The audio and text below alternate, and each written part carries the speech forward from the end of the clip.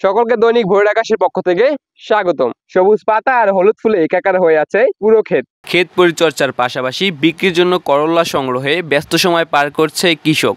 বরগুনা জেলার বেতাগী উপজেলার হোসনাবাদ ইউনিয়নের কদমতলার নিষ্পতিত জমিতে করল্লা চাষ করে সফল হয়েছে স্থানীয় কৃষক মাসুদ।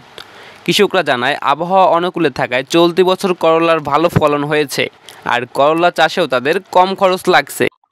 করলাটি আমি অন্য একজনের খেতে গেছি, দেখে আমি খুশি হয়েছি। এই জন্য আমি নিজে চাষ করার জন্য আমি নিজে একটু আগাইছি। আমার ভালো লাগছে, আমার জমি টমি সব আছে, এই বিধায় আমি এই চাষগুলো আমি করছি। এই করলাগুলা আমার, এই করলার নাম এসিআই গোল্ড পাপিআই সুপাই। আমি এই করলাটি আইনা আমি হারসাইছি, হারসাই দেখছি যে আমি 3-4 বছর ধরে এই করলাটি আমি দিই, আমার এই ফসলগুলো আমার ভালো হয়। চাষি করি আমরা স্বামী স্ত্রী দুজনে, এই জন্য লাভ ভালোই হচ্ছে। আমার 60% জায়গা।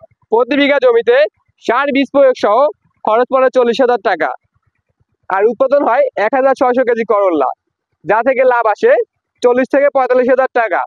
মোহাম্মদ সৌরভ, দৈনিক ভোরের আকাশ, বেতাগী, বরগুনা।